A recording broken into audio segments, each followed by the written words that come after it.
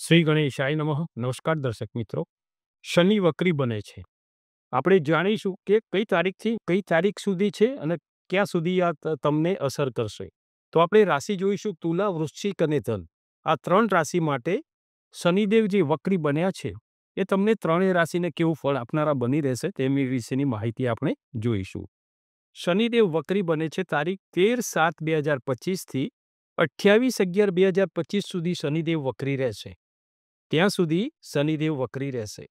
હવે એમ થાય કે કોઈને કે 2.5 વર્ષનો તબક્કો છે તો એ ક્યારે પતશે? મીન રાશિમાં શનિદેવ ક્યાં સુધી રહેશે? આ તો વક્રી 28/11 સુધી છે, પણ શનિદેવ મીન રાશિમાં ક્યાં સુધી રહેશે? તો 2 જૂન 2027 સુધી શનિદેવ ગુરુની અધિપત્યવાળી મીન રાશિમાં રહેશે. પછી મંગળની અધિપત્યવાળી મેષ રાશિમાં રાશિ પરિવર્તન કરશે. તો આપણે સૌ પ્રથમ જોઈએ તુલા રાશિ. અક્ષર રત. તમારી શુક્રની અધિપત્યવાળી તુલા રાશિ માટે શનિદેવ ન્યાય કરતા સૂર્યદેવના પુત્ર શનિદેવ વક્રી બનીને તમારી રાશિથી 6ઠ્ઠા ભાવથી રહેશે.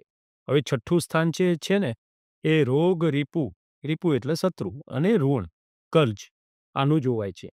બીજું, 6ઠ્ઠા સ્થાનેથી શનિદેવનું ગોચર એ સોનાના પાયા પર રહેશે. સોનાના પાયા પર શનિદેવ એ ચિંતા કરાવે.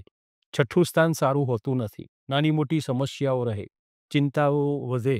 નાની મોટી સમસ્યાઓ વિશે ચિંતાઓ, કારણ વગરની અમુક તો ચિંતાઓ રહ્યા કરે. કોઈ પણ કાર્ય સમયે પૂરું ન થાય, કાર્ય લંબાતું જાય. તમારા ન્યાયપ્રિય સ્વભાવને કારણે જે ગુપ્ત શત્રુઓ છે એમાં વધારો થાય. ગુપ્ત શત્રુઓ તમારા પ્રોગ્રેસ જોઈ શકતા ન હોય, તે તમારા પાછળ તમારું કાર્ય બગાડી શકે, આવું પણ બને. બીજું, તમારે આરોગ્યનું પણ થોડું ધ્યાન રાખવાનું. બહારના નાસ્તા પાણી આ બધું ઓછું કરવાનું, નિયમિત સાત્વિક ઘરનું ભોજન લેવું, તેમજ વધુ પડતા ખર્ચ ન થાય એનું પણ તમારે ધ્યાન રાખવાનું છે. કેમ કે ખર્ચા ઉપર નિયંત્રણ બહુ જ જરૂરી રહેશે. કેમ કે ખર્ચા વધશે ને તો ઋણ અહીંયા વધે, કર્જ વધશે, લોન તમારે લેવી પડે એવું બની શકે. એટલે તમારે ખર્ચા ઉપર ખાસ નિયંત્રણ લેવું જરૂરી રહેશે. બીજું, તમારે કોઈના ઉપર આંધળો વિશ્વાસ મૂકવો નહીં. કેમ કે તેનાથી તમને દગો, છેતરપિંડી આવા યોગ બની શકે. જો તમારી જન્મકુંડળીમાં શનિદેવ સારી સ્થાને હશે, સારા સ્થાને અથવા સ્વગૃહી હશે તો તમને આ તકલીફ ઓછી જોવાશે. બાકી પાપગ્રહની દ્રષ્ટિ હશે અથવા પાપગ્રહ સાથે યુતિ હશે તો આ બધું બની શકશે. બીજું, આવક કરતાં ખર્ચ ન વધે તો એ પણ તમારે થોડું ધ્યાન રાખવાનું. અહીંયા બીજું, તમારે પારિવારિક સંબંધોમાં પણ થોડો ઉતાર ચઢાવ જોવાશે. અમુક સંબંધો આપણને વગર એમ થાય, ન્યાયપ્રિય સ્વભાવને લીધે થોડું કંઈક બોલી જવાય સાચું કોઈને, એ કોઈને ના ગમે. અત્યારે એવું છે કે કોઈને સાચું કહો તો નથી ગમતું. એટલે તમારો સ્વભાવને લઈને જે કોઈ સત્ય તમે કહેશો તો એનાથી તમારે સંબંધોમાં પણ ઉતાર ચઢાવ જોવાશે. બીજું, એનાથી તમને માનસિક ચિંતાઓ વધે. સંબંધોમાં ઉતાર ચઢાવ થાય ને એટલે માનસિક રીતે તમે ડિસ્ટર્બ થઈ શકો. આત્મવિશ્વાસ ઘટાડે. કોઈ વખત તમને આત્મવિશ્વાસ આમ ઓછો થતો હોય ને એવું તમે ફીલ કરી શકો.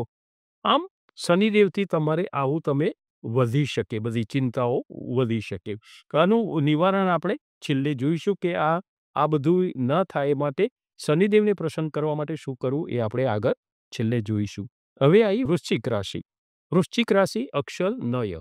તમારી મંગળની અધિપત્યવાળી વૃશ્ચિક રાશિ માટે શનિદેવ ન્યાય કરતા સૂર્યદેવના પુત્ર શનિદેવ વક્રી બનીને તમારી રાશિથી 5મા ભાવથી રહેશે.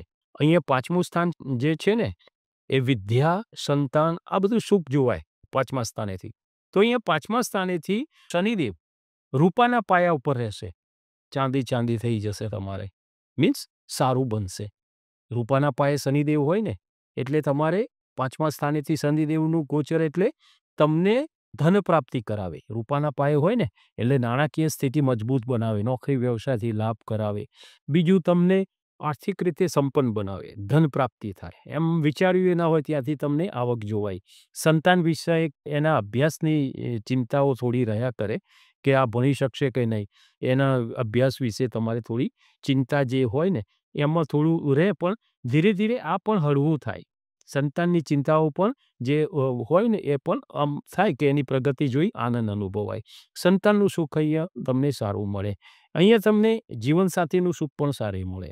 અહીંયા તમારા પાર્ટનરથી, પોતાના લાઈફ પાર્ટનર હોય કે ભાગીદારી જે હોય વ્યવસાયનો એનો પાર્ટનર હોય, એ બંનેથી તમને સારી જોવાય. અહીંયા તમારે ખાસ એ છે કે વાદ વિવાદ નહીં કરવો, વાદ વિવાદથી બચવું.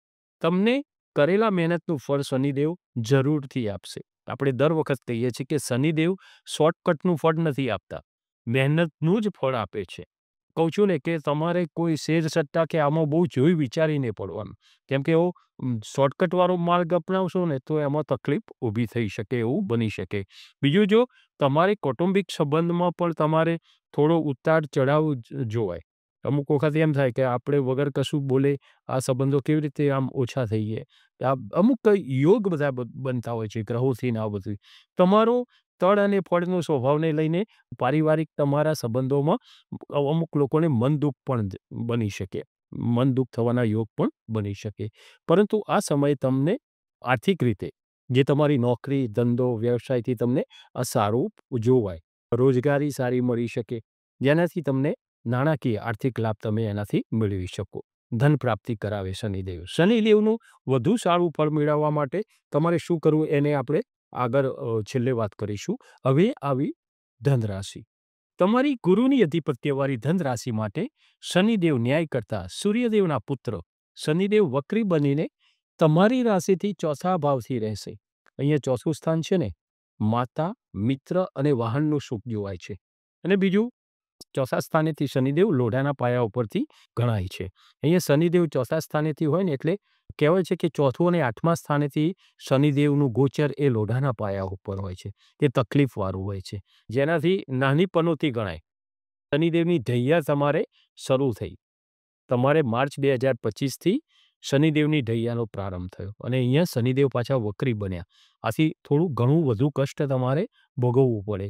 પણ તમને કહું કે તમારી જન્મકુંડળીમાં શનિદેવ શુભ ફળ આપનારા હશે, સ્વગૃહી હશે, તો તમને આટલી બધી તકલીફ જે કહીએ છીએ નહીં જોવાય.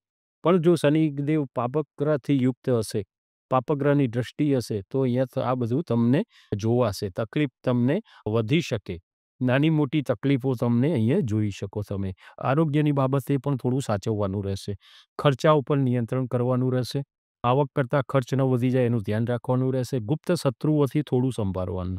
કેમ કે તમને તો એમ થાય કે આ આપણો જ વ્યક્તિ છે, પણ પાછળથી તમારું વહિત કરતો હોય એવા વ્યક્તિને ઓળખવા પડશે. શનિદેવનું આ જે બધું જે તકલીફોવાળું જે સાડાસાતીનું ને આ પનોતી અને ઢૈયાને આ બધું આવતું હોય છે ને, એ વ્યક્તિઓને ઓળખવા માટેનો જ પીરિયડ છે કે ખરા સમયે તમારું કોણ છે. એ જો યાદ રાખીને પછી તમે અનુભવ થયા પછી યાદ રાખીને આગળ ચાલશો ને તો બહુ તમને પ્રોગ્રેસ વધી શકશે. બીજું, પિતાના આરોગ્યની ચિંતા વધી શકે. અહીંયા તમારે પોતાને પણ શારીરિક સુખાકારીમાં થોડું તકલીફ જોવાય. તમારે બહારના નાસ્તા પાણી ઓછા કરવા, આરોગ્યનું ધ્યાન રાખવાનું. તમારો આત્મવિશ્વાસ ઓછો થતો હોય એવું તમે અનુભવો તો તમારો આત્મવિશ્વાસ વધે એ માટે તમારા ઈષ્ટદેવની પૂજા અને ધાર્મિક કાર્ય કરવું. સમય તમારું કાર્ય અમુક વખતે ન થતાં માનસિક રીતે તમને ચિંતા રહ્યા કરે. તેમજ ખર્ચ પણ વધી શકે. આર્થિક રીતે તમે જુઓ તો નાના મોટા કષ્ટ તમને જોવાય પરિસ્થિતિ પ્રમાણે. આ શનિદેવની વક્રી જે 28/11/2025 સુધી જે આ શનિદેવ વક્રી રહેશે, આ સમય સુધી તમારે થોડું સાચવી લેવાનું રહેશે. તમારે બીજું વિશેષ એનું ઉપાય તરીકે શું કરવું એની વિશેની હવે માહિતી આપણે જોઈએ. તમારે ત્રણેય રાશિને તુલા, વૃશ્ચિક અને ધન રાશિ માટે એનો ઉપાય શું કરવો, શનિદેવને પ્રસન્ન કેવી રીતે કરવા. તો આમ આપણે બધા શનિદેવ એટલે શનિવાર આપણે જાણીએ છીએ, પણ મંગળવાર પણ ગણાય.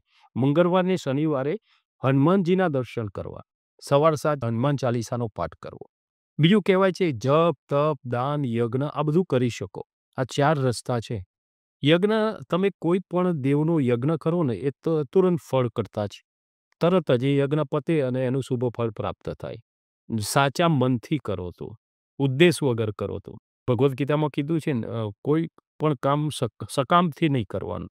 આપણે કર્યું, હવે ભગવાનની કૃપા હશે એ પ્રમાણે થશે. એવી રીતે તમે શનિદેવ અથવા હનુમાનજીનો યજ્ઞ તમે કરી શકો. મહાદેવજીનો, બધા ગ્રહોના અધિપતિ શિવજી છે અને હવે તો પવિત્ર શ્રાવણ મહિનો આવશે, એવા સમયે પણ શિવજી અને શનિદેવનો આ રીતે યજ્ઞ પણ તમે કરી શકો.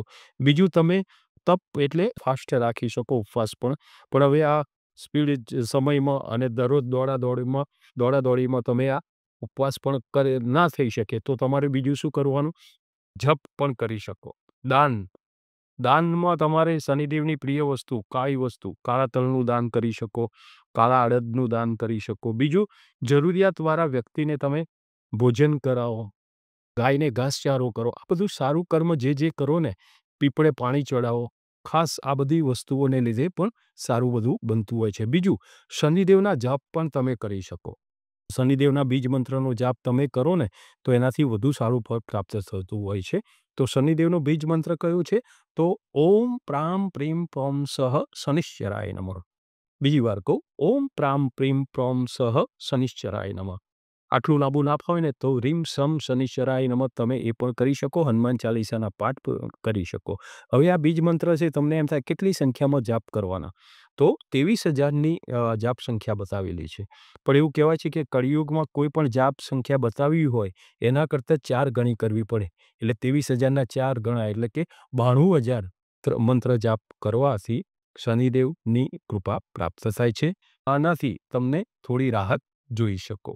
તો આ હતું શનિદેવ વક્રી બનીને જે મીન રાશિમાં જ રહે છે એ તમને તુલા રાશિ, વૃશ્ચિક રાશિ અને ધન રાશિને કેવું ફળ આપનારા બની રહેશે એ વિશેની માહિતી. નમો નારાયણ.